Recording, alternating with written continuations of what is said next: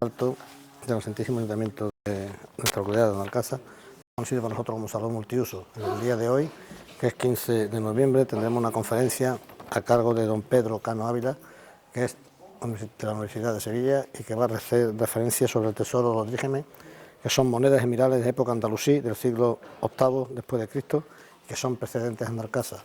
En los días pues vamos a tener en este salón de actos una gran exposición de monedas y sobre todo también el profesor don Pedro Cano Ávila, que es un experto en matemática y además en la paleografía y la epigrafía árabe, pues además de ser autor de varios libros sobre la cultura del Islam, y ha participado en numerosos congresos nacionales e internacionales sobre el mundo árabe. Nada más tenemos que decir que en la casa, pues quiera que nos quiera, hasta nuestro propio nombre es árabe y tiene mucho que ver con el tema andalusí. Pues nada, ya con todos ustedes les dejo con la conferencia. Buenas noches a todos y a todas. Afrontamos hoy la cuarta jornada del programa cultural de otoño 2010, que esperamos que sea de vuestro agrado. Si de alguna circunstancia puede presumir Benalcázar, es de conservar durante un siglo su actual nombre, un nombre cuyo origen podemos situarlo en la etapa de Al-Ándalus. Benalcázar es heredera de aquella Al-Azhar, fortaleza amurallada. Nos consta que uno de los mejores conocedores de aquel periodo es el profesor don Pedro Cano Ávila. Bienvenido a Benalcázar. Hablar de su dilatada trayectoria profesional nos llevaría varios minutos. Destacamos de nuestro invitado que es doctor en Filología, sección de Filología Semítica Árabe-Islámica por la Universidad de Granada. Actualmente es profesor titular de la Universidad de Sevilla desde 1990, adscrito al Departamento de Filologías Integradas en el área de Estudios Árabes e Islámicos. Es autor de varias publicaciones, entre las que citamos Contratos conmutativos de la Granada nazarí del siglo XIV, según el formulario real Ibn Salmun de 1987, Alcalá Real en los autores musulmanes, 1990, El saber en Al-Ándalus, texto y estudio, 1997. Ha participado como ponente y como comunicante en 29 congresos nacionales e internacionales sobre los ámbitos de conocimiento de derecho islámico, instituciones islámicas, numismática islámica, historia y cultura del norte de África y el Al-Ándalus. Ha visitado varios países musulmanes como Túnez, Siria, Palestina y Jordania para completar su formación y a investigadora. Fue miembro investigador del grupo de investigación ISBILIA, perteneciente al Plan Andaluz de Investigación, desde noviembre de 1988 a abril de 1990. De la actualidad, investigador responsable del grupo de investigación El Saber en Al-Ándalus, de la Junta de Andalucía, desde su creación en 1994 hasta hoy. Estamos seguros, profesor, que después de escucharle habrá enriquecido nuestro pasado andalusí. Muchas gracias y el tiempo es suyo.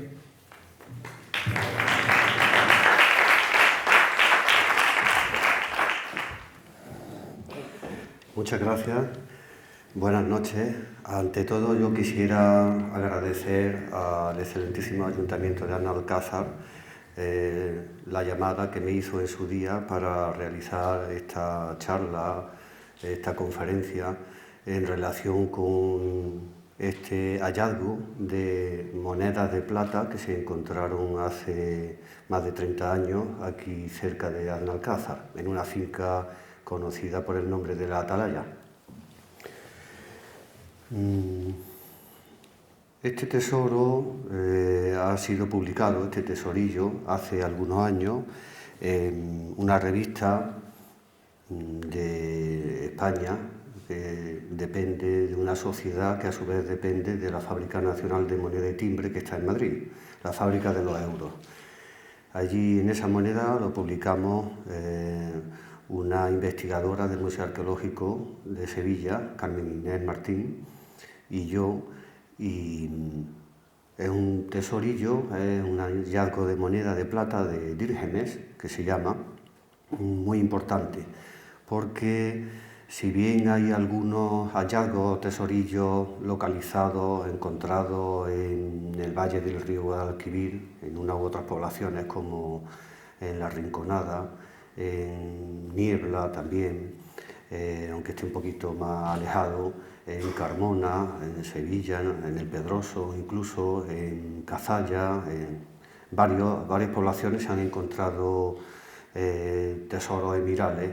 Ninguno de ellos tiene tanta moneda del primer emir del Andaluz que fue Abderramán I, que también lo conocemos como Abdurrahman ad-Dakhil.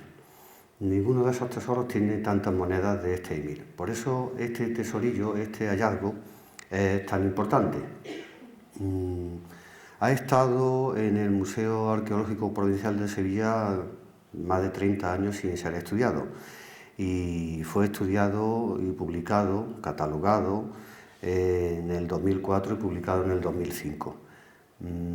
Lo mismo pasa con otros tesorillos de otras poblaciones próximas a Sevilla también. Llevaban ya más de 20, incluso más de 30 años guardados y nadie se acercaba a publicarlo.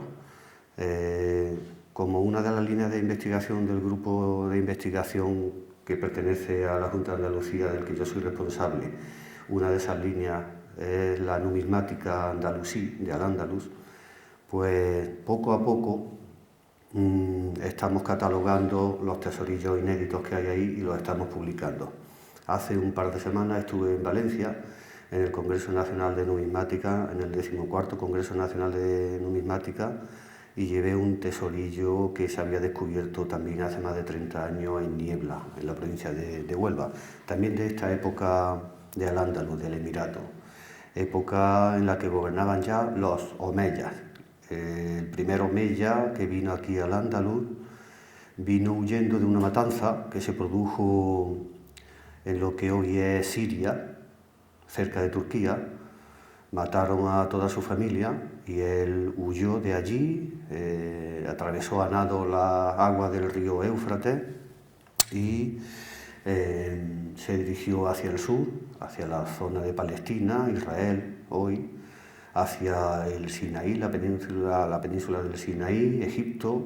Lo persiguieron, estuvieron a punto de alcanzarlo, de capturarlo en 3 ocasiones, pero logró escaparse y llegó hasta la zona de lo que hoy es Marruecos, en el norte de África, y desde ahí estuvo con algunos seguidores suyos, estuvo tanteando pasar a la península ibérica, a España, con ayuda de algunas tribus que antes eran servidoras, eran clientes de su familia, de los omeyas, en Damasco, en Siria. Con la ayuda de esa gente, pues pudo pasar a la península ibérica por una población que se llama hoy Almuñécar, está en la provincia de Granada. Y después de varias negociaciones con el gobernador que había aquí en Al-Ándalus, que se llamaba Yusuf al-Fihri, pues no se entendieron, puesto que este Abderramán lo que pretendía era conseguir el poder, dicho de otra manera, conseguir el trono, mandar aquí en Al-Ándalus. Y el gobernador que estaba en su alcázar en Córdoba, pues lo que quería era seguir gobernando. No se entendieron, se enfrentaron, después de estar Abderramán un año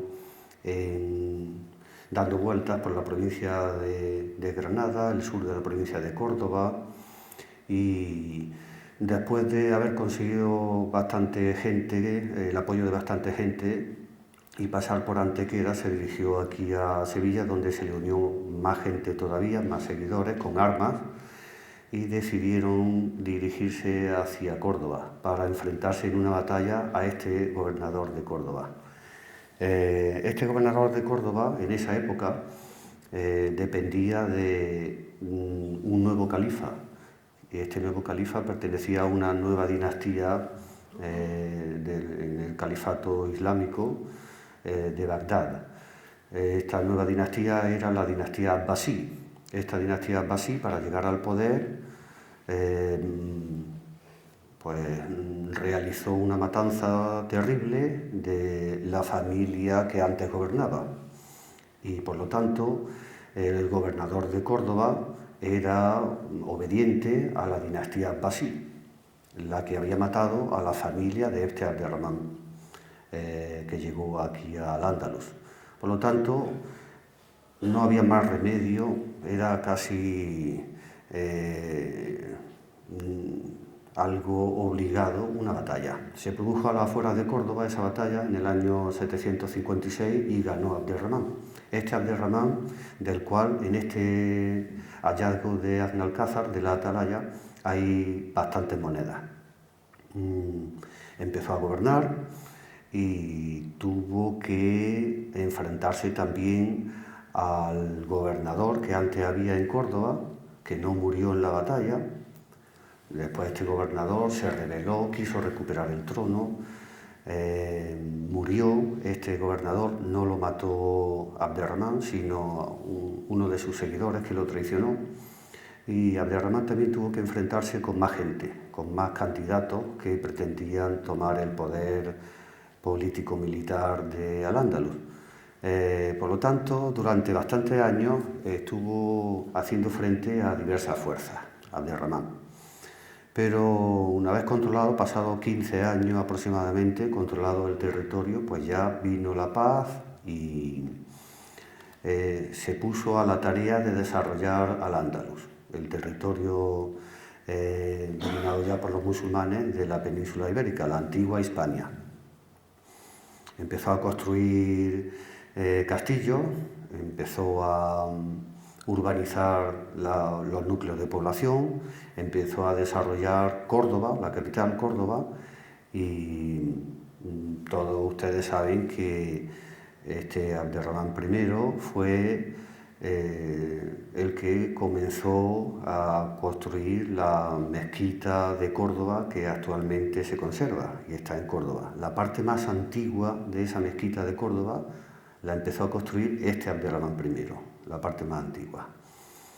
Él, desde el punto de vista político-militar, se empeñó en hacerle ver a todo el mundo en aquella época que Al-Ándalus ya había cambiado. Con su llegada al poder, con su llegada a Córdoba, Al-Ándalus era otra cosa, era una entidad político-militar diferente.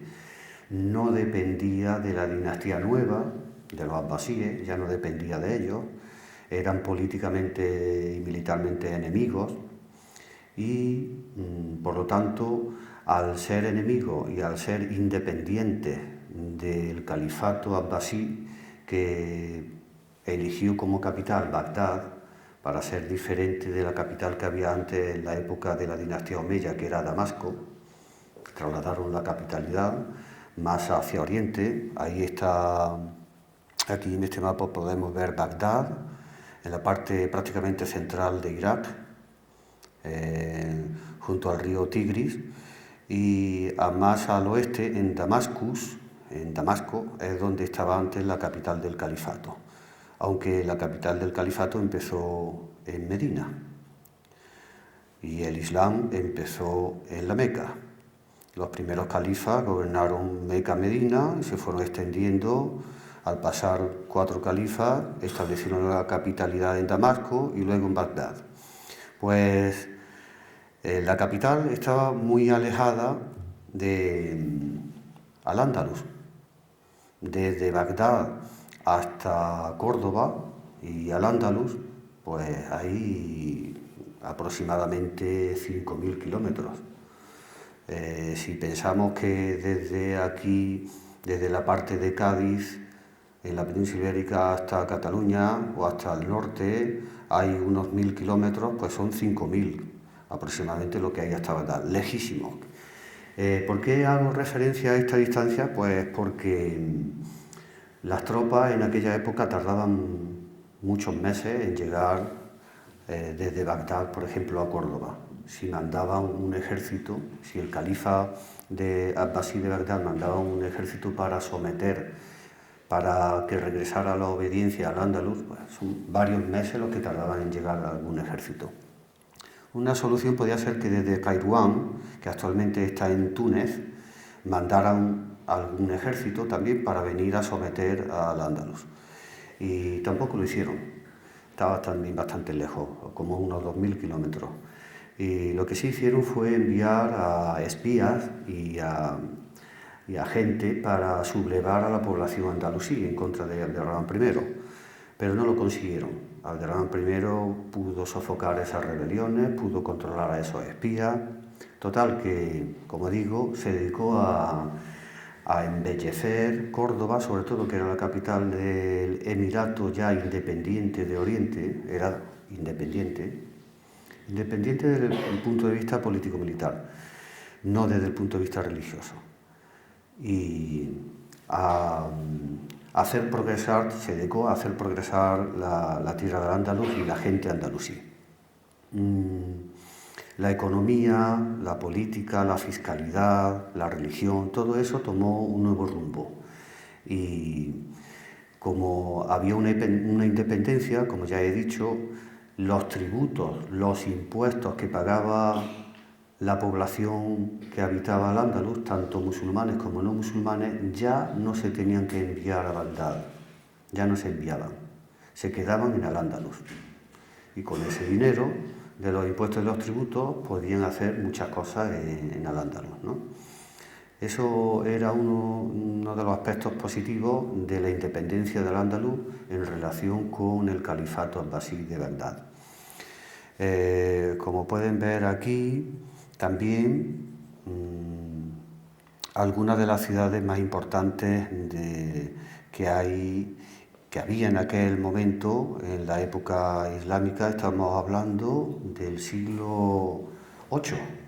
Los musulmanes, en su mayoría bereberes, llegaron aquí a Hispania en el 711. El año que viene, que es el 2011, se cumple los 1300 años, si no me equivoco, de su llegada. Del 711 al 2011 son 1300 años. En el 711 estamos en la primera mitad, o en el primer tercio del siglo VIII, y en la mitad de ese siglo VIII es cuando llegó Abderramán aquí al Andaluz. Pues en esa primera mitad del siglo VIII, los musulmanes, en principio bereberes, llegaron a esta zona que yo estoy marcando, que es ya Europa, que es el extremo occidental del califato musulmán, y pasaron también los Pirineos y llegaron a lo que hoy es Francia, a la Galia antigua, y llegaron a esta zona de Marsella, donde está hoy Marsella, y también hacia el norte en dirección a París, cerca de Poitiers, Tours, etcétera, etcétera. Hasta allí llegaron los musulmanes. Y a la misma vez, otros ejércitos llegaron por oriente hacia Samarcanda, que hoy está en Uzbekistán, y hacia Multán y el río Indo, que está en esta parte de oriente, a la misma vez. Es decir, que en dos palabras, en este mapa podemos ver cómo de esta zona de Arabia, que es mayoritariamente desértica, y esta zona del sur, donde está Yemen, que también es muy montañosa y tiene algunos oasis, alguna zona ya más verde, con más agua, pues desde esta zona central avanzaron conquistando el sur de la península de Arabia y hacia el norte en dirección a la península de Anatolia, donde está hoy Turquía. Conquistaron primero hasta esta línea y luego hacia oriente, en dirección a lo que hoy es India, y también hacia el occidente, hacia Egipto, Libia y hacia lo que hoy es Túnez también. No pudieron avanzar hacia el norte porque allí había un imperio muy poderoso que era el imperio bizantino y les pararon los pies. Intentaron por tierra, intentaron también los musulmanes por mar a atacar Constantinopla y la atacaron, pero todas las veces que fueron salieron derrotados, así que no pudieron seguir hacia el norte y decidieron cambiar de rumbo y se dirigieron hacia oriente y hacia occidente. La primera mitad del siglo VIII, en este color amarillo que hay en oriente, la primera mitad del siglo VIII ya habían llegado hasta allí, por oriente, y hasta aquí a la península ibérica por occidente. Como vemos en este mapa también, procedían de una zona desértica, donde el agua era muy valiosa en aquel tiempo y hoy también, y se dirigieron hacia zonas más del norte en busca siempre de agua, de ríos, los ríos Éufrates, Tigris, el río Nilo, y luego por todo este desierto del norte de África, la Cirenaica, donde está Barca, la Tripolitania, donde está Trípoli, lo que hoy es Túnez también, donde está Túnez aquí, Cartago, antiguamente todavía hay ruinas de Cartago aquí, Túnez, hoy toda esta parte es de Argelia y esta de Marruecos. Y como vemos que en este norte de África, lo que luego se llamó por parte de los musulmanes Ifriqiya, y al Magreb, al-Aqsa y al Andalus, ya vemos más bosques, más zonas verdes. Y eso es lo que iban buscando ellos también. Este es otro mapa también en el que podemos ver esa expansión de los musulmanes que en muy pocos años, llegaron muy lejos hacia Oriente y hacia Occidente, enfrentándose con el Imperio Bizantino y también aquí en la zona de Mesopotamia, de los ríos Tigris y Éufrates, a otro imperio que era el persa sasánida. De estos dos imperios logró conquistar el territorio del imperio persa y sasánida y no fue capaz de conquistar la zona del norte, el lado norte del imperio bizantino, sí el lado sur del mar Mediterráneo y del imperio bizantino, porque en toda esta costa, quiero decir, del mar Mediterráneo, había muchas ciudades, muchos núcleos de población, muchos castillos en los que estaban asentados los bizantinos y fueron expulsados, fueron derrotados por los musulmanes. Toda esta parte sur del mar Mediterráneo sí fue conquistada con trabajo, pero fue conquistada por los musulmanes. Varios generales avanzaron y retrocedieron por esta parte de Cirenaica y Tripolitania, avanzaron y retrocedieron y los bizantinos eran los que le hacían retroceder de vez en cuando, pero sobre todo tribus bereberes de la zona de Túnez y Argelia actual, cerca de Biskra, un par de cabecillas rebeldes, una mujer, uno de ellos, la Cajina, como la llamaban, y otro, un hombre, Qusayla, al general Uqba ben Nafi, después de llegar este general a Tánger y el Océano Atlántico y encontrarse aquí con un conde que se llamaba Julián, el conde Don Julián, que dominaba esta zona del estrecho, que todavía no se llamaba de Gibraltar, ese nombre vino después. Pues este hombre a estos musulmanes les aconsejó que se dirigieran hacia el sur a poblaciones que eran también importantes en la época romana y después, y que no cruzaran este estrecho para pasar a Hispania. Aquí tenemos un mapa parecido, pero en árabe, donde aparecen también los nombres de los lugares, Egipto, Misr, y el avance de las tropas musulmanes hacia Oriente y hacia Occidente. Y la zona está en roja o rosa que hay al norte del Imperio Bizantino. Cómo se dirigieron costa adelante, porque es más fácil progresar por el norte de África que no por el desierto, un poco al interior, unos kilómetros al interior y ya están en el desierto. El avance es más lento y más dificultoso. Aquí hay varias flechas de varios colores en los que se indican varios de los generales que avanzaban por ese territorio llegando a pactos y también con violencia, con guerras, a través de todo ese territorio para llegar finalmente a Hispania, que era un reino visigodo, donde por diversas circunstancias que se unieron, pudieron pasar los musulmanes sin muchas batallas en este territorio. En este avance de los musulmanes hacia Oriente y hacia Occidente se encontraron con otros pobladores, con otros imperios, como ya he citado el persa sasánida y el bizantino, y los musulmanes, los árabes, primero, luego ya convertidos al Islam, ya musulmanes, que conocían esos territorios porque hacían caravanas y a través de las rutas comerciales iban a intercambiar productos hacia el norte, hacia Damasco y hacia el este también, hacia la zona de Bagdad. Ya conocían esos territorios, conocían esos habitantes, conocían su religión, conocían sus monedas. Cuando crearon su propio califato no usaban monedas los musulmanes y lo que hacían era permuta, trueque, cambio de cosas. Yo te doy esto y tú me das una cosa que valga más o menos igual. Yo te doy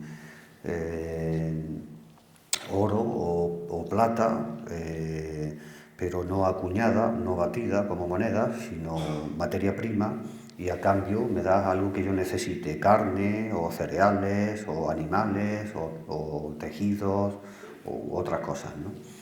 En ese comercio conocieron ya la numismática de otros imperios, de otras zonas, como el de los persas. Y las monedas de los persas, algunas de las monedas eran como esta, pero sin inscripciones árabes. Tenían el anverso y el reverso, y tenían figura humana, representación de figura humana, con un casco, un busto, con su vestimenta, un hombre con barba, con un casco alado, y representación también de la luna, el cuarto creciente, de estrellas, arriba, abajo, a la derecha y a la izquierda. Como vemos también en esta segunda área, arriba, abajo, a la izquierda y a la derecha. En el campo de esa moneda, lo mismo que en el anverso, tenían la figura de un hombre que era precisamente un emperador.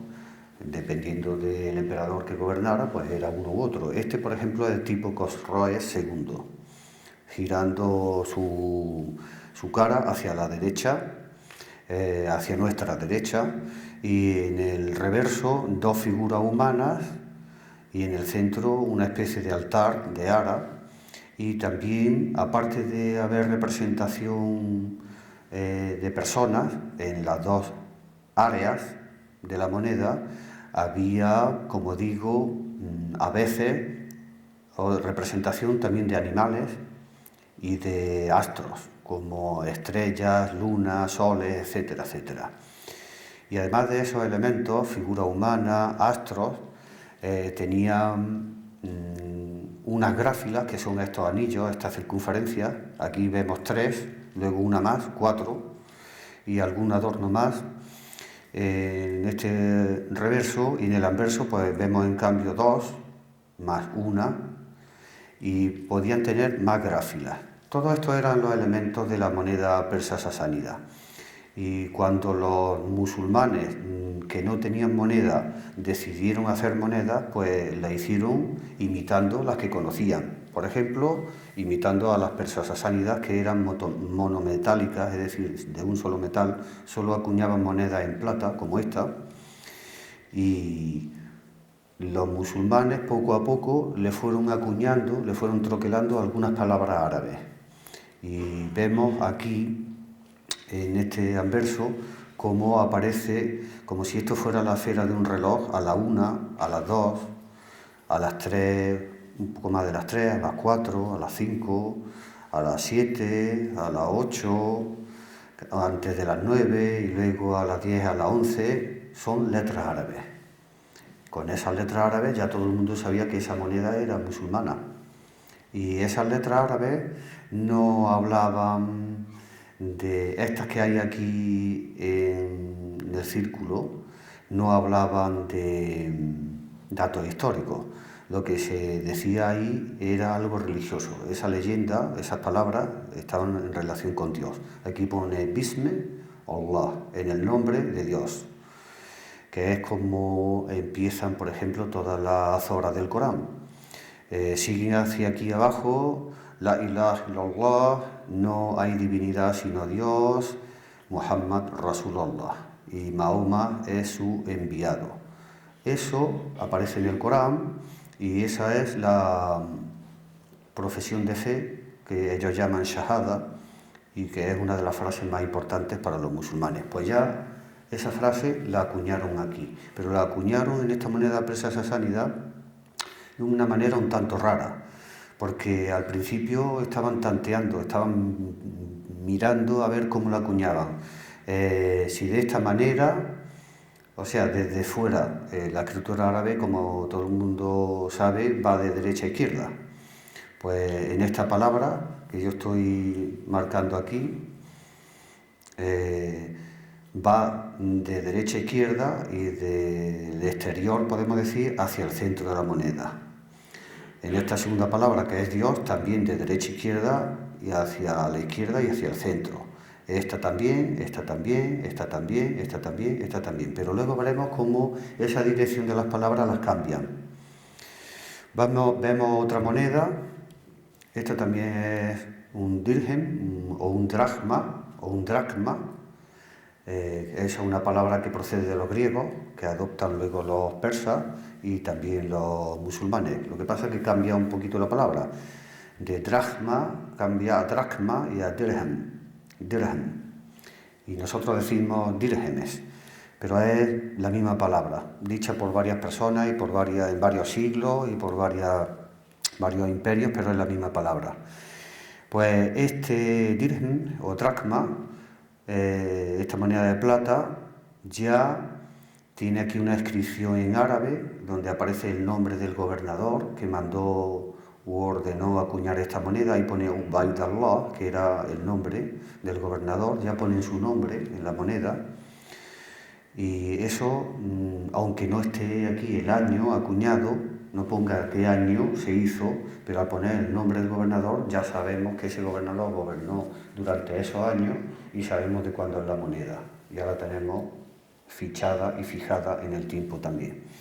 Y vemos como en el tanteo, en el diseño de las monedas, esas letras árabes y esas palabras árabes que antes veíamos de derecha a izquierda, desde fuera hasta adentro, aquí las vemos que van de forma circular.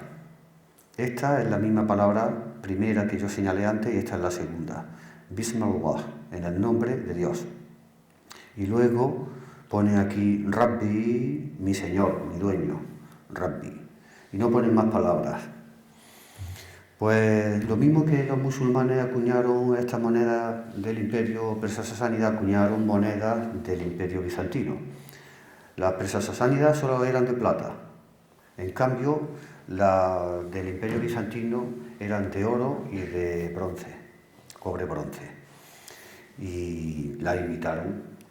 Y al imitarlas, pues los musulmanes se encontraron con tres tipos de monedas. Los persa-sasánidas solo tenían una, y los bizantinos dos, y ya los musulmanes, como cogieron una y dos, tres, pues ya ellos tenían tres tipos de monedas. Una de oro, que es esta, dinar, que procede del solidus bizantino, y otra de plata, que es el dirham, que procede de la dracma persa, y otra de bronce, cobre-bronce, que es el fals, los feluses. Esta es una moneda de oro que cogen los musulmanes y como los bizantinos eran cristianos, pues la desposeen de todos los símbolos cristianos. Aquí podemos ver en el anverso el emperador bizantino y sus dos hijos a derecha e izquierda. Pues la moneda auténtica bizantina, hecha por los bizantinos, en lo alto de la corona del emperador bizantino, Heraclio, hay una cruz que aquí se la han quitado. En lo alto de la corona de su hijo había también una cruz que también se la han quitado.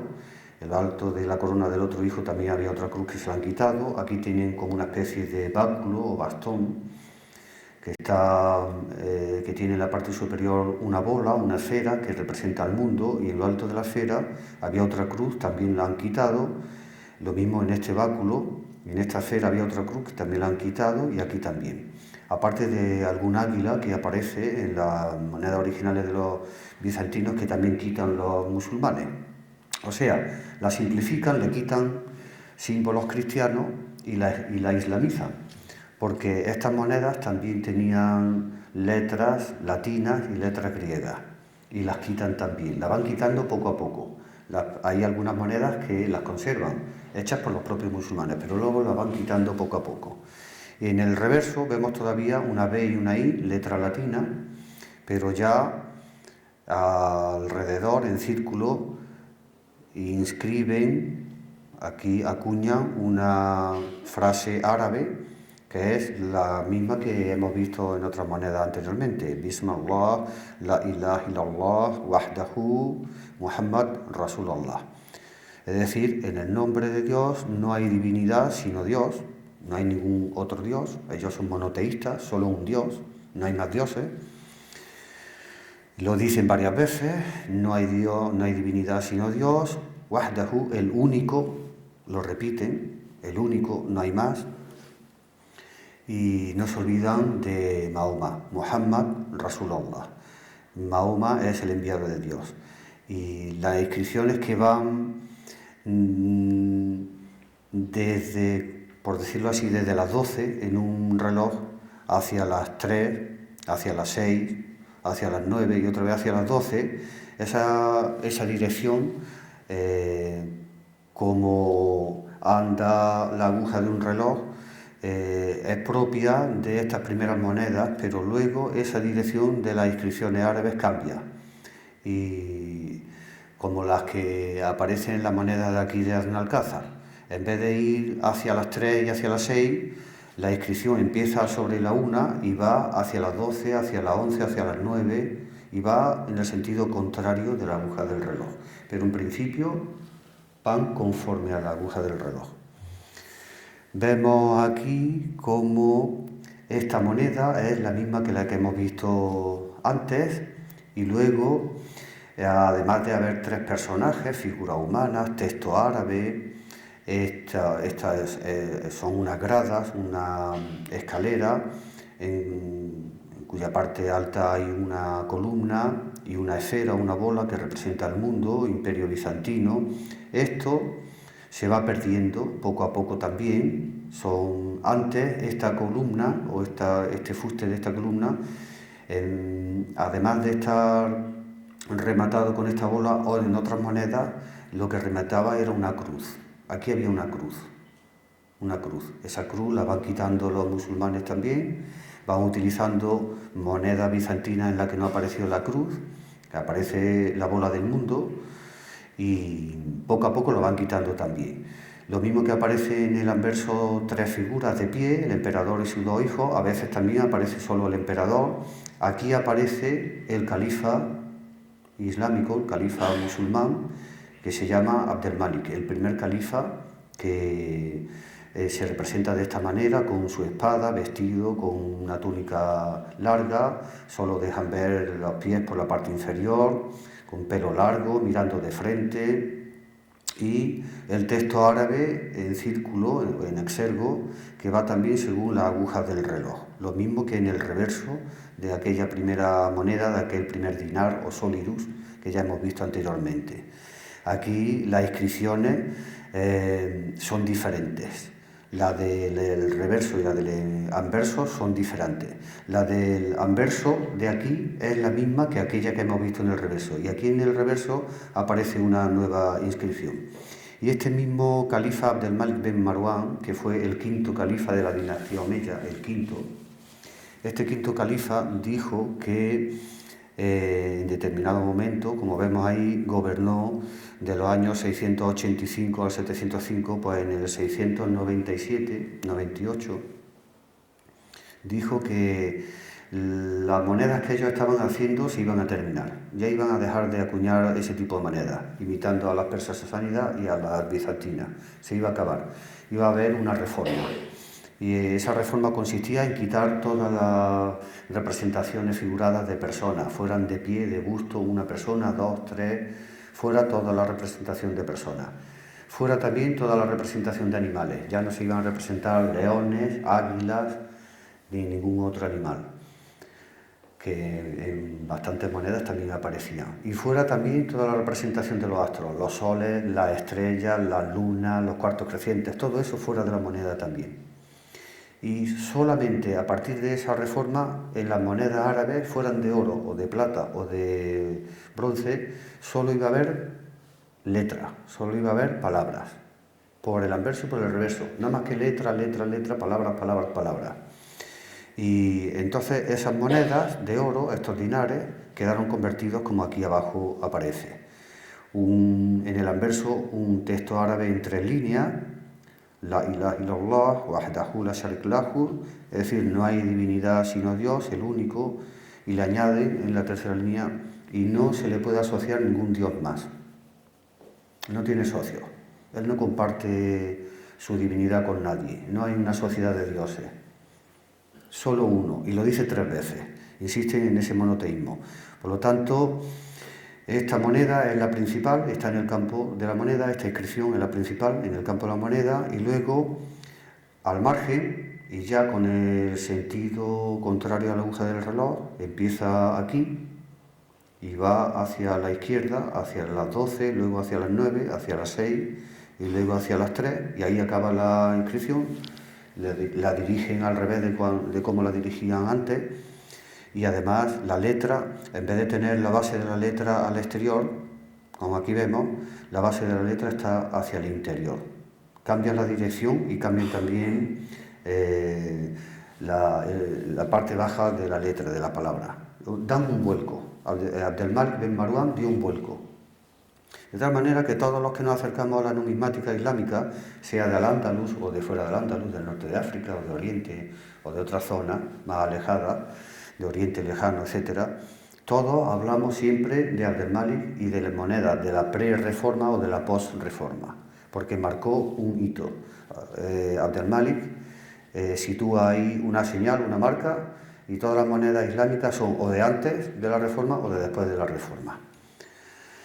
Y estas son las de bronce, los feluses, que también imitan a las de oro, como vemos aquí esta intermedia, que está el califa Abdelmalik.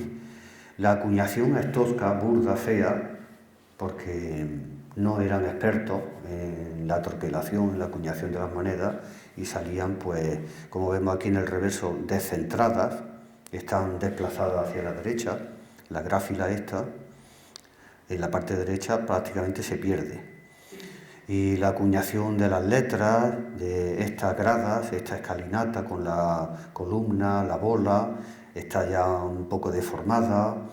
Las letras árabes que aparecen también no son muy estilosas, no están muy cuidadas. Y las que menos cuidan son estas monedas, porque estas podríamos decir que son la calderilla, las que menos valen, las de cobre bronce. Las de menos valor, las del uso cotidiano para comprar 4 cosillas de poco valor, ¿no? Las de plata valen más y las de oro valen más. Las monedas de oro apenas las veía nadie, es como hoy casi un billete de 500 euros, eso no lo ve nadie. La moneda de oro no lo veía nadie, ni circulaba prácticamente. Pero las de plata sí circulaban más, y las de bronce o cobre bronce más todavía, ¿no? Era para el uso diario. Porque la costumbre de los musulmanes, conforme pasaban 50 años, 100 años, 200 años, la costumbre de la permuta, del trueque, iba olvidándose, iba quedando atrás. Cada vez utilizaban más las monedas, pero eso de la permuta seguía practicándose. Y llegamos ya a la península, las 8:30.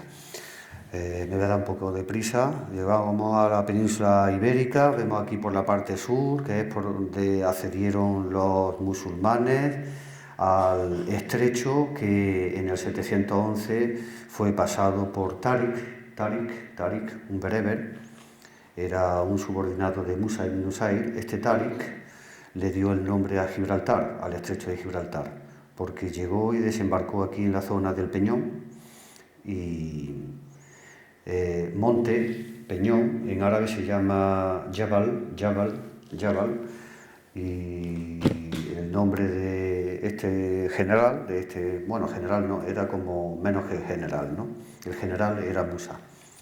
El nombre de esta persona, el que llegó aquí con sus tropas, era Tariq, y si juntamos los dos, Jabal Tariq, sale Jabal Tariq, Gibraltar. En esta parte sur vemos la zona que fue más importante para los musulmanes desde un principio, después de atravesar el estrecho, que a partir de entonces empezó a ser conocido como Jabal Tariq, Gibraltar. Llegaron al valle del Guadalquivir, la gran ciudad de esta zona era Sevilla, Isbilia, y hacia Isbilia se dirigieron. Algunas crónicas dicen que por aquí, por la derecha, cerca de Ronda, y después giraron hacia la izquierda para llegar a Sevilla, donde hubo una batalla. Y otras crónicas históricas nos dicen que se dirigieron más hacia el oeste, hasta cruzar y llegar por el río Guadalquivir a la zona de Sevilla.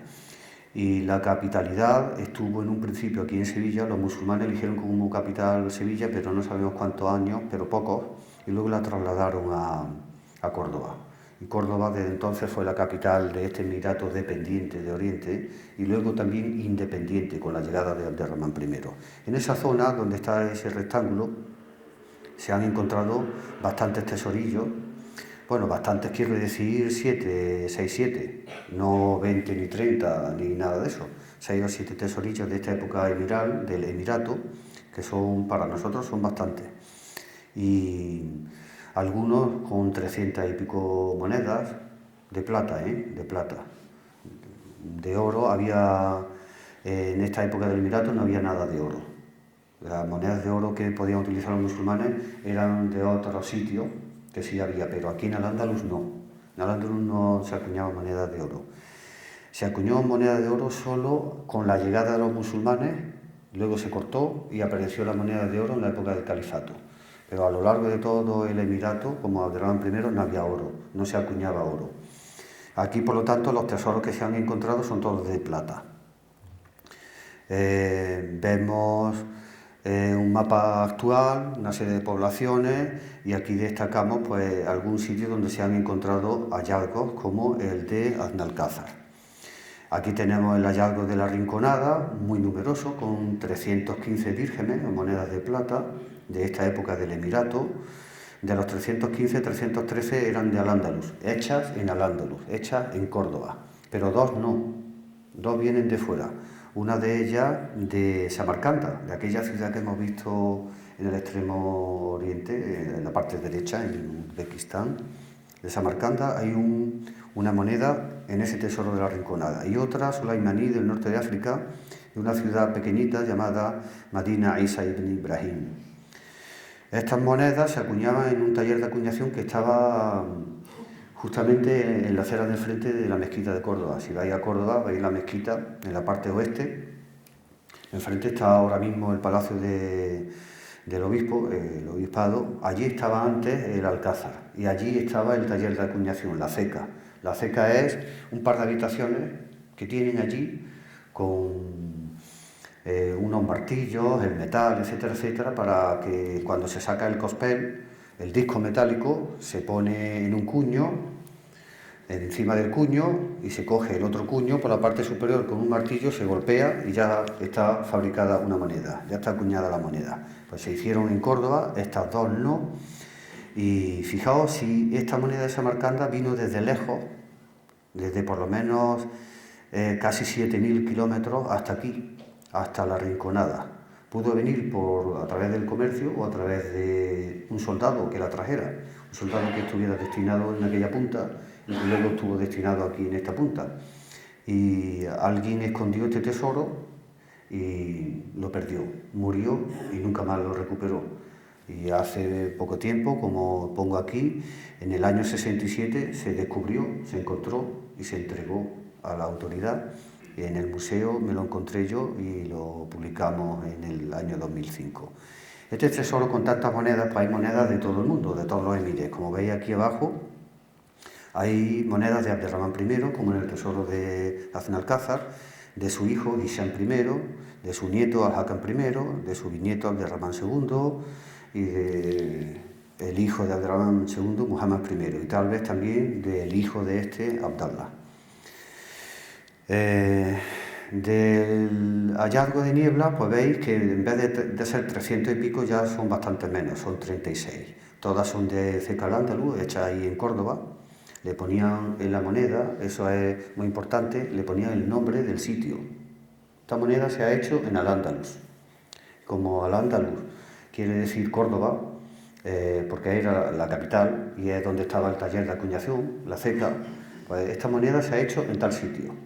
Y además le ponen el año, en el año tal. Y esta moneda le ponen el nombre también. Esta moneda es un dirham. O sea que es muy completo, la leyenda es muy completa. Y aquí tenemos ya un mapa de Aznalcázar, del río y de la atalaya, la finca donde fue encontrado este hallazgo de Aznalcázar. Aquí tenemos al oeste Pilas y más abajo también Villamanrique de la Condesa, Y la atalaya de Aznalcázar, pues no sé si a lo mejor hay 4 o 5 kilómetros. Yo no soy de aquí, pero ustedes lo saben mejor que yo. A esta distancia, pues alguien salió del castillo, pim, pim, pim, pim, se fue al campo y dijo, aquí la escondo. Y luego vendré a por estas monedas, pero no pudo regresar nunca.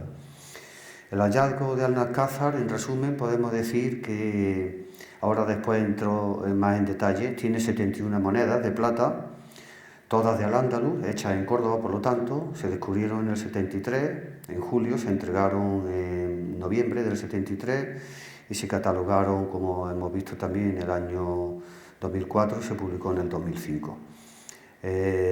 Buen estado de conservación, no hay fragmentos, no hay medias monedas, tercios de monedas, no hay cuartos de moneda o trocitos más pequeñitos, como sí pasa en otra época y en otros tesoros. Aquí no hay fragmentos. Tiene un buen estado de conservación y son de estos dos emires. Todas las monedas son, si hay 71, 70 son de Abderramán I y solo una de Muhammad. 70 de Abderramán I y solo una de Muhammad.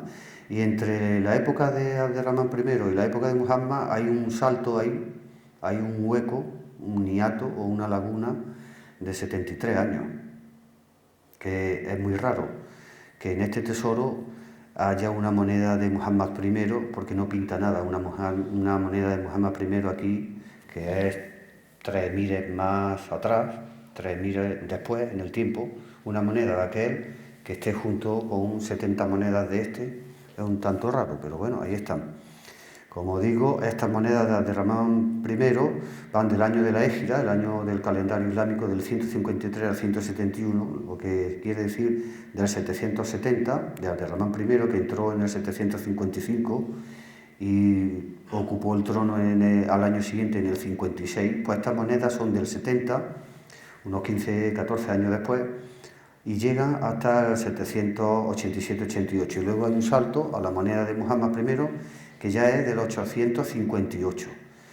Del 788 pasamos al 858, 73 años o 70 y tantos años después.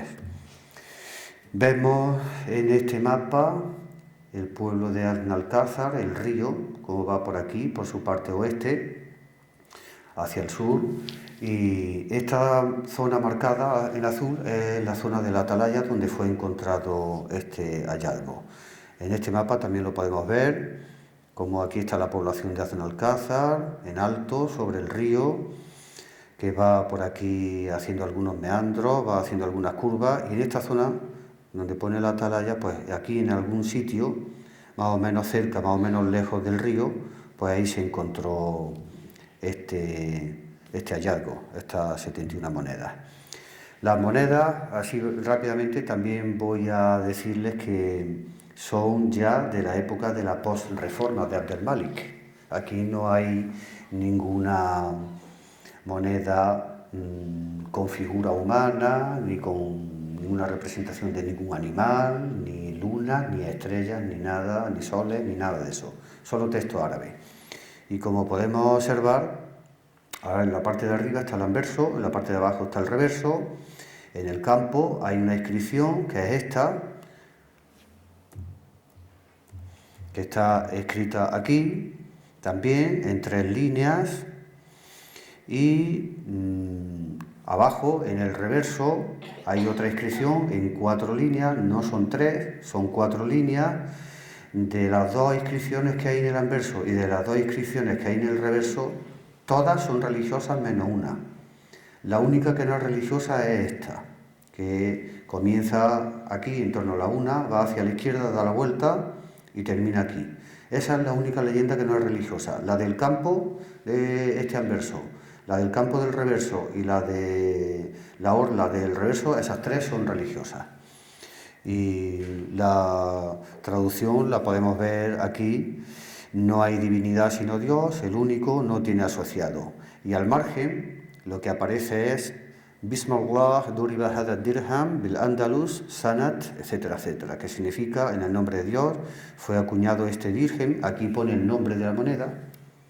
En Al-Ándalus, aquí pone el nombre de la ceca o del taller de acuñación, y en el año 160, que es esta moneda. Por lo tanto, estamos viendo, esta es la única leyenda y nos da datos históricos. El nombre de la moneda, el sitio y el año. Por lo tanto, si hay a veces alguna joya junto a algunas monedas, ya sabemos de qué año son las joyas también. Ya podemos datar una pulsera, unos pendientes u otras joyas. Y en el reverso, pues estamos viendo en el campo una inscripción bastante larga, en 4 líneas, que es también religiosa. Dios, el único, Dios, el eterno, no engendró ni fue engendrado y no hay nadie semejante a él. Y en la orla circular, también en dirección contraria a la aguja del reloj, hay esta inscripción: Muhammad Rasulullah, arsalahu bil huda wa din al-haq, liyudhhirahu ala din kullihi wa law kariha al-mushrikun. Que quiere decir, Muhammad es el enviado de Dios, quien lo envió con el camino y la religión verdaderos, para manifestarlo ante todas las religiones, aunque conciban odio los politeístas. Aquí un poco estaban en contra de otras religiones que tenían varios dioses, o de otras religiones que ellos acusaban de tener varios dioses, ¿no?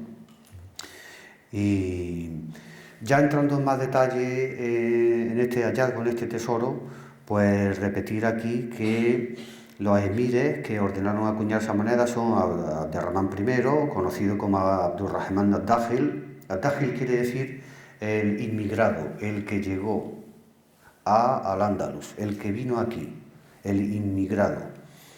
Y después Muhammad I, del primer emir, de las 71 monedas, 70 son suyas, por lo tanto el 98,59% es suya. Y de Muhammad, como solo hay una moneda de plata, el 1,41. Y el conjunto de los años de acuñación representados en esta moneda supone el 47,05 de los años en que gobernó Abderramán ad-Dakhil. O sea que si hay aquí monedas de 16 años, Abderramán gobernó unos 30 y pocos. Y hay representación de la mitad de los años que gobernó. Pero bastantes monedas en este hallazgo de algunos años, cosa que no pasa en otros hallazgos, por eso es importante este hallazgo. Y de Muhammad I, pues es anecdótico porque una sola moneda representa el 2,8% también de los años en los que él acuñó moneda. Este tesoro, este hallazgo se encontró de forma casual en una remoción de tierra en la finca de la Atalaya, como hemos dicho, en julio, y esas monedas se entregaron un poquito más tarde, en noviembre, a la autoridad competente. No se indica si esta moneda estaba en un saco, o en un bote, o en un tiesto de cerámica, o de metal, o de nada. No se han dado detalles de dónde estaban esas monedas. Si estaban guardadas en algún sitio, en alguna cosa, en una arqueta de madera, o de metal, o... No sabemos. No aparecen, como digo, fragmentos de monedas, no hay trocitos, están todas enteras, aunque sí están recortadas, pero están completas, el cospel prácticamente está completo, son todas monedas de plata, como digo aquí, y este tesoro es muy importante por dos razones sobre todo, porque muestra algunos valiosos y escasos ejemplares de años que aparecen raramente en el numerario emiral conocido hasta hoy, es decir, que en esos años, en otros tesoros, no hay ninguna moneda. En este tesoro, en esos años, sí hay ejemplares. Por eso es importante. Y luego, en segundo lugar, porque de Abderramán I hay muchísimas monedas, 70. En otros tesoros hay 10, 15, 20, 30 monedas de Abderramán I. Aquí hay 70. Por eso también es importante este tesorito. Las monedas van desde el año 153 al 244, con un salto ahí, como ya he indicado antes, que son del 770 al 858 después de Cristo, se acuñaron en Córdoba, pero el nombre que ponen no es Córdoba, el nombre que ponen en la moneda es Al-Ándalus, aunque sabemos que se acuñaron en Córdoba. Hay un salto de 73 años, como ya he dicho. ¿Y por qué se escondieron estas monedas? ¿Por qué se ocultaron? Hubo alguna razón, ¿no? Que el que tenía estas monedas salió del castillo, se fue al campo y las guardó, y las escondió. Aquí, donde no me vea nadie, aquí las guardo. Pues, ¿por qué? Pues normalmente todos los hallazgos, todos los tesorillos se esconden porque hay peligro de muerte, hay guerra. Y entonces, cuando hay guerra, cuando hay muerte, pues una persona se le ocurre coger el puñado de monedas, se lo lleva a donde sea y lo esconde en el campo, o dentro de una pared en su casa, o en el suelo, hace un agujero, luego lo tapa.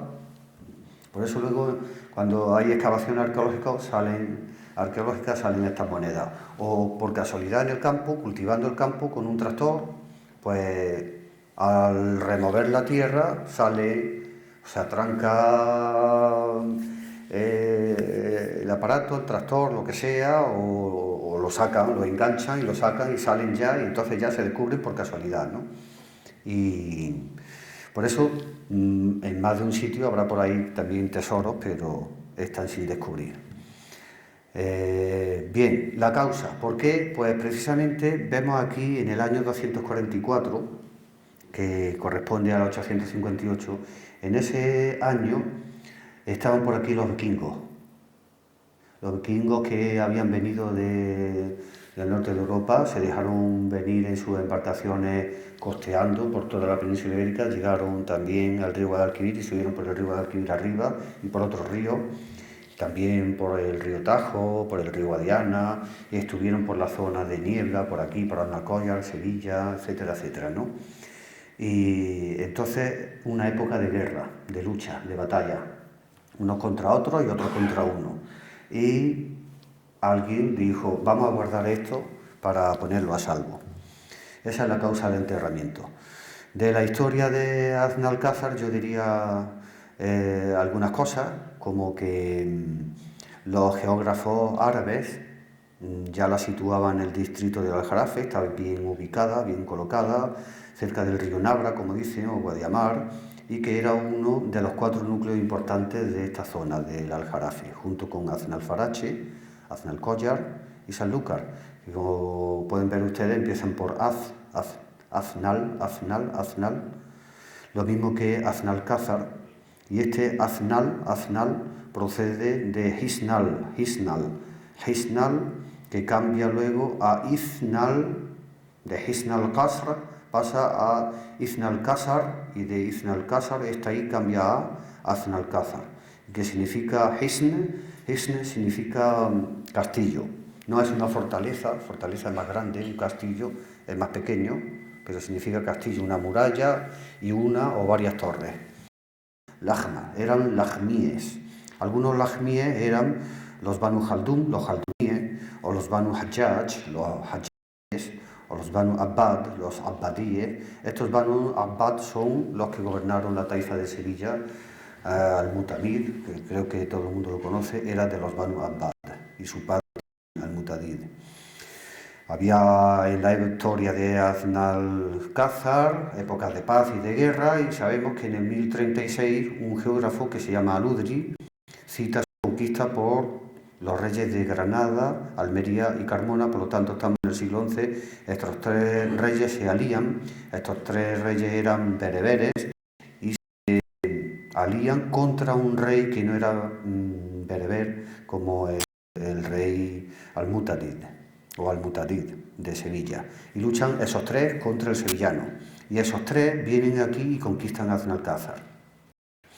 Sabemos también por Ibn Said, un poeta, un literato, historiador también, que el rey Al-Mutamid, que en realidad se debe pronunciar como Al-Mutamid Ibn Abbad, la familia de Abbad paseaba también por Aznalcázar, y que en la época de los almorávides, cuando ya acabaron los reinos de Taifa y los almorávides se controlaron todo este territorio y todo Al-Ándalus, en el año 91, pues Aznalcázar también pasó a poder de los almorávides. Prácticamente hay una regla que sigue Aznalcázar, y es que a Aznalcázar le pasa lo que le pasa a Sevilla.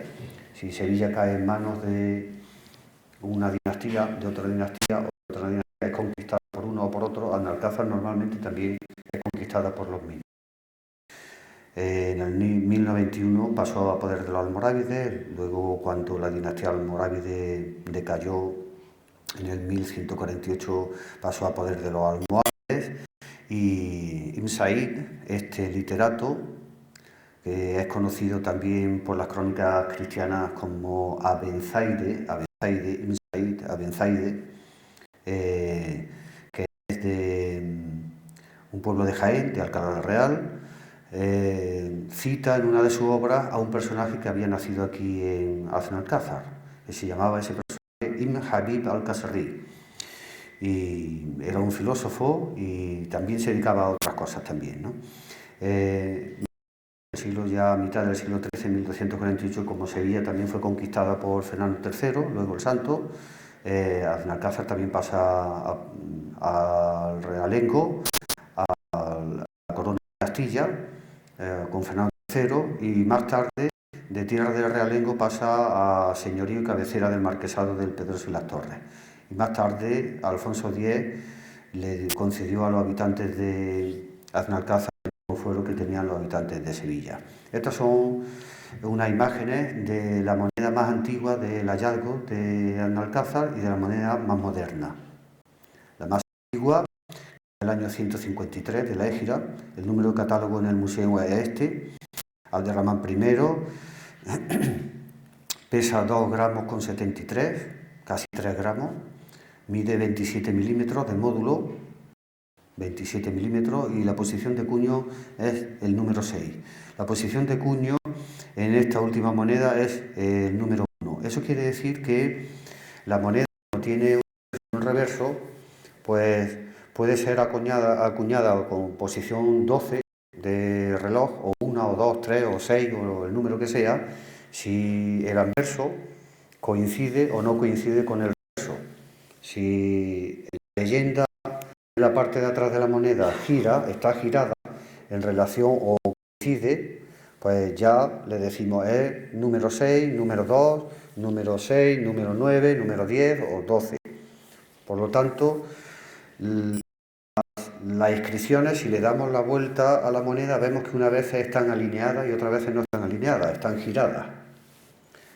¿Por qué? Porque a la hora de acuñarla y coger el cuño superior, girado, y antes de pegarle el martillazo y que salga ya el cospel acuñado, y depende del giro que tenga, pues tiene un número que nosotros le damos, ¿no? Esta moneda es 2,73, y la de abajo, que es la más moderna, la que más cerca está de nosotros, pesa un poquito menos, 2,5 gramos aproximadamente, ¿no? Aquí podemos ver más monedas de este hallazgo. Están oscurecidas, están manchadas, algunas están rajadas y están recortadas. Vemos aquí las gráfilas, 3 gráfilas, 3 gráfilas, 3 gráfilas, todas estas 6 que presento aquí. Este es el anverso de estas 6, son de Abderramán I, y esta es de Muhammad. Si veis en estas cruces, en estas aspas que vemos en el reverso de todas estas monedas, estas aspas de moneda, podemos decir, aquí en la época de Muhammad I son bastante más chicas, la letra es más pequeña, tiene un tamaño menor, y aquí en la primera línea, la segunda, la tercera línea, la última palabra, Sharik Lahu, también vemos aquí, como son más pequeñas, y es más tosca. Esta moneda está peor acuñada, la más moderna. Y este es el reverso. Este es el reverso con la inscripción en un campo, en 4 líneas, todas iguales, unas más mejor conservadas, otras más claras, más grandes, otras más pequeñas, y vemos como la de Muhammad I también es más pequeña. Las consonantes, las líneas, son más pequeñas, más aplastadas, vemos que son diferentes. El de Abderramán I vemos que gobernó 34 años, y de esos 34 años, las monedas que hay aquí en este hallazgo son de 16 años de esos. Hay evidencia en este de Muhammad I, que gobernó en esa época, gobernó 35 años, una sola moneda de un solo año, que es el 244, y supone pues muy poco de ese hallazgo también, ¿no? Y comparado el tesoro de Aznalcázar, que tiene este color, de Aznalcázar, vemos que de estos años 150 a 171, comparado con otros tesoros de Alhama, de Granada, de Iznájar, de Córdoba, de la Rinconada, o del Museo Arqueológico Nacional, que procede de Córdoba, pues vemos como de estos años el de Aznalcázar tiene bastantes monedas. El 160 tiene más que nadie, más que ningún tesoro. Y un poquito después ya tiene menos. pero quitando este del Museo Arqueológico Nacional, tiene monedas, otros tesoros también y que otros que conocemos. Y luego del año 244, pues hay muy poquitas monedas de ese emir Muhammad I. Hay 15 tesoros, del 1 al 15, y vemos cómo en todos estos años de la égida, del año 150 a 171 y luego hasta el año 244, hay muy pocas monedas. El tesoro que más monedas tiene es el número 8, que es el del Museo Arqueológico Nacional, que tiene 7 monedas en el año 153. Y sin embargo, el de Aznalcázar tiene 11, ya le gana el hallazgo de Aznalcázar, tiene 11. Otros no tienen ninguna, o solo una, o ninguna, del año 153. Del año 154, este tesoro tiene 14 monedas. Otros tesoros tienen una, o ninguna, o 3. Este del Museo Arqueológico tiene 3, Museo Arqueológico Nacional en Madrid. Otros tesoros no tienen ninguna, y sin embargo aquí hay 14 en este tesoro. De este año hay 14 ejemplares. En fin, aquí veis, en este año 160 hay 10 ejemplares, cuando hay poquísimas monedas en todos los demás hallazgos. Y el peso de estas monedas suele ser de 2,49 a 2,60 gramos, 6 monedas. El grueso de las monedas pesa entre 2,61 y 2,72. Después también un grupo numeroso de monedas, 28, pesa entre 2,73 y 2,84. Ninguna moneda pesa 3 gramos. El peso oficial de estas monedas, sin tocar, recién acuñadas, llega casi a 3 gramos, son 2,90 y tanto. Por lo tanto, vemos que aquí las que pesan más son 2,84 y es porque las recortan. ¿Y por qué las recortan? Pues con esas virutas, con esas tiras metálicas, de una a otra, 100, 200, 500, 1000, 10.000, 50.000 monedas, todos esos restos los funden y sacan más monedas. Total, están defraudando, están dejando con menos peso las monedas porque hay poco metal y recortan de aquí y con todas esas obras pueden acuñar unas pocas monedas más. En cuanto al módulo, pues hay una moneda que es muy chiquita, que mide de diámetro de módulo 25 milímetros. El grueso de la moneda está entre 26 y 27 milímetros y medio, es decir, 2,7 centímetros, no llega a 3 centímetros. Y aquí tenéis otro grupo importante, casi a 29,5 milímetros, casi 3 centímetros, y hay dos monedas que pasan de los 3 centímetros. Y con esto pues he terminado y espero no haberles cansado. Muchas gracias.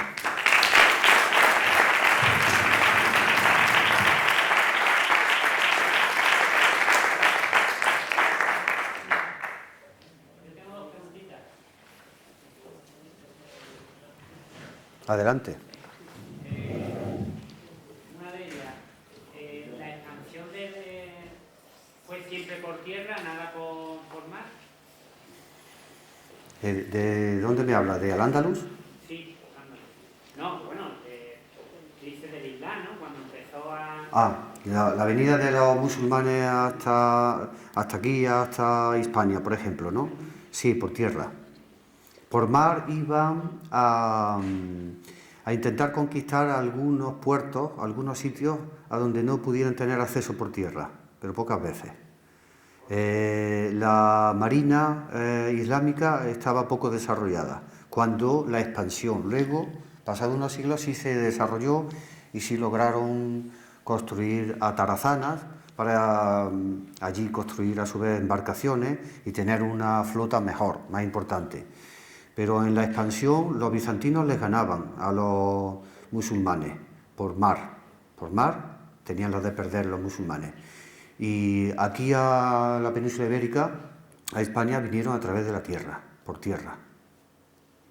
Y también hacia Oriente, hacia lo que hoy es India, hacia el río Indo, toda esa zona de Samarcanda, Multán, tierra. Y la otra preguntita, dentro de las monedas, la primera que nos enseñaste, estaba la simbología de la luna con la estrella. Eso que yo lo he visto en más sitios, ¿no? ¿Tiene algún significado especial para los árabes? No, para los árabes sí, para los musulmanes no. Porque los árabes, antes de convertirse al Islam y antes de nacer el Islam, ya existían los árabes. Los árabes son una cosa, que es una palabra que va en relación con la etnia, con su raza.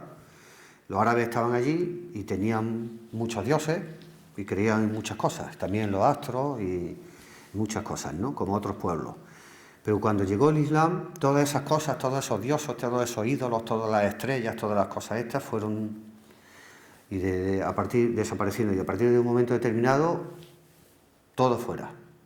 Muhammad dijo que todo fuera y por eso se enfrentó a su propia familia. Y si estas estrellas, lunas, soles, etcétera, aparecen en las monedas de los musulmanes, es porque estaban imitando a otras monedas, no porque ellos sintieran algo especial por eso, porque los musulmanes solo tenían un dios, ningún dios más, ningún ídolo más, ni reverencias, ni nada al sol, ni a nada, ni a ningún astro, solo a un dios.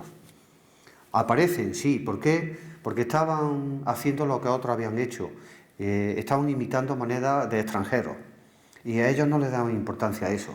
Ahí había una estrellita de 6 puntas, o unos cuartos crecientes, o unos soles, o animales, o personas, bueno, no le daban importancia al principio, hasta que llegó Abd el-Malik, el quinto califa omeya, y dijo, se acabó. Aquí vamos a quitar todo esto. Solo se va a quedar en las monedas texto árabe, palabras árabes. Y de las 4 leyendas, 3 eran religiosas y una no. Y entonces ellos tenían todos esos símbolos, esa simbología, pues incluso acuñaban al principio, en la época antes de los omeyas, en la época de los 4 califas ortodoxos, acuñaban también cruces, los propios musulmanes. Cruces en sus propias monedas. Luego las fueron quitando poco a poco, pero al principio las acuñaban también. Y aquí en Al-Ándalus también hay monedas de oro. Cuando la llegada de los musulmanes a la península, acuñaron aquí monedas y ponían la cruz también.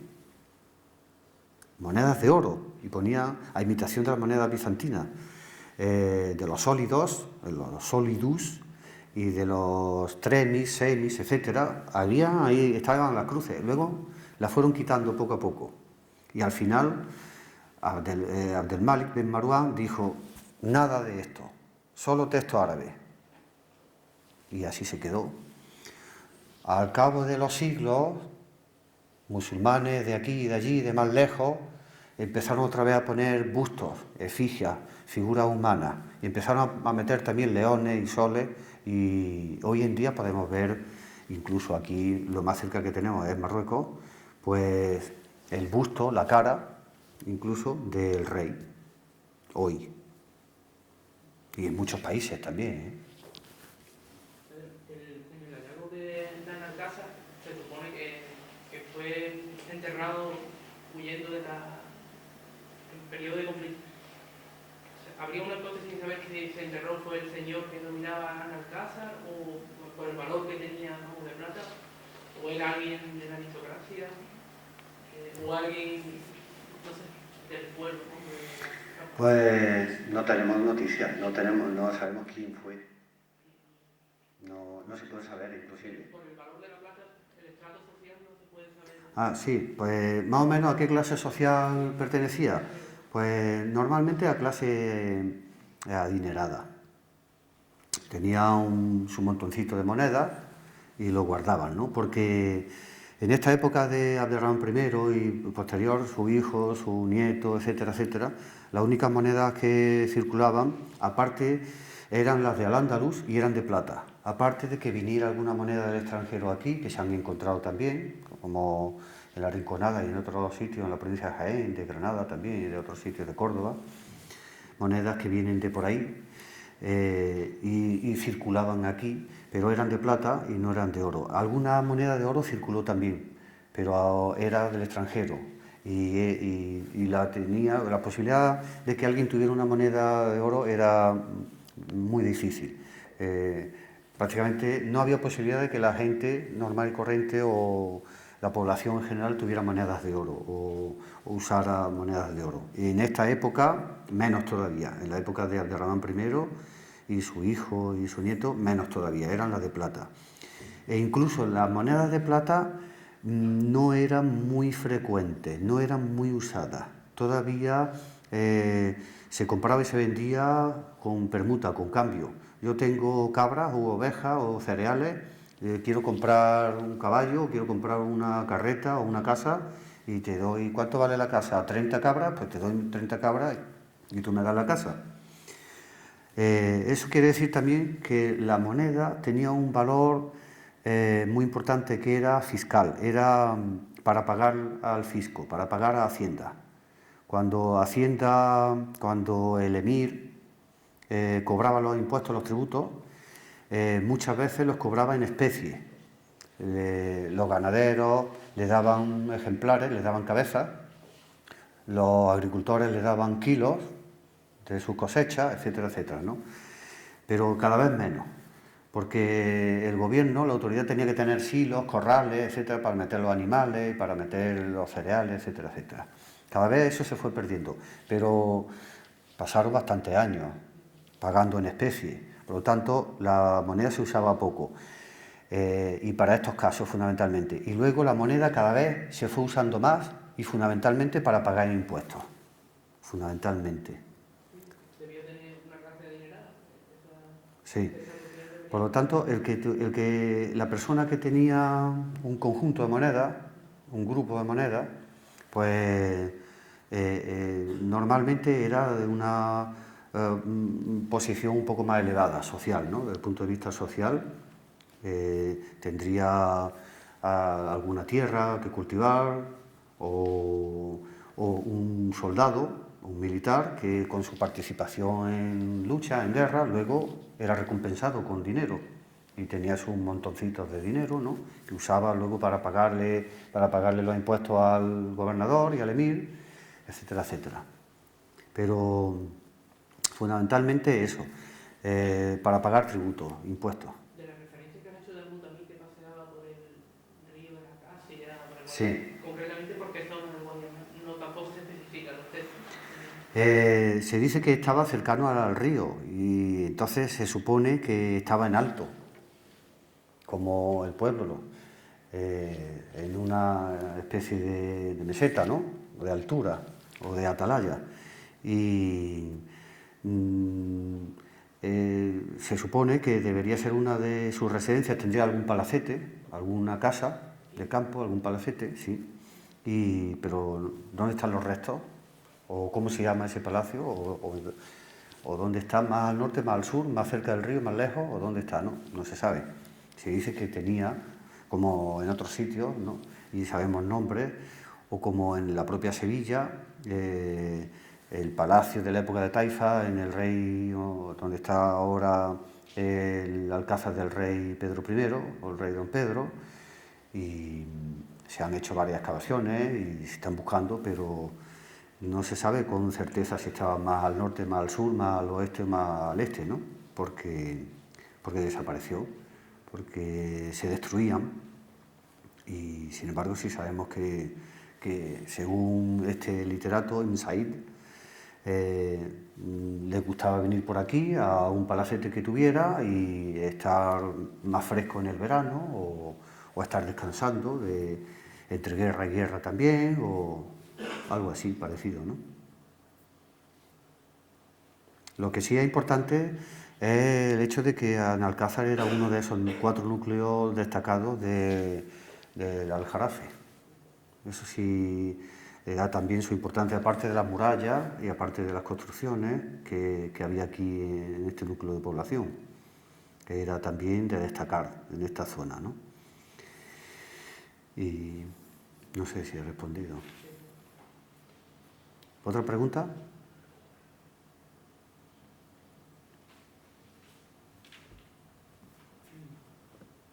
Si quiere alguien preguntar algo más.